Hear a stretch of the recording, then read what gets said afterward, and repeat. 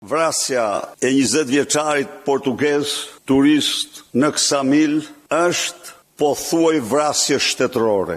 Kështu e konsideroi këtë të mërkur kryedemokrati Sali Berisha në ngjarjen e rëndë të regjistruar në Ksamil të Sarandës, ku humbi jetën një 21 vjeçar nga Portugalia. Sipas tij, Bregdeti dhe industria e turizmit janë lënë në duar krimit. Në Sarandë dhe jo vetëm, flitet gjërësisht për një ekonomi të bazuar në trafiqe droge njerëzore të tjera, e cila gëlon nga darka në mëngjes, në lokalet e natës, në plazhet e pushtuara ku zgjidhet 1 metër plazh publik, por të gjitha të dominuara nga të fortit dhe shet që shesin shezlonga qindra euro. Ndërkohë Berisha shkon edhe më tej me përkufizimin si një krim shtetëror. Bashkëpunëtorë ishin të paktën 3 punojës me uniformë. Kjo dëshmon se cila është shkalla e lartë e inkriminimit të rojeve të sigurisë në këto lokale.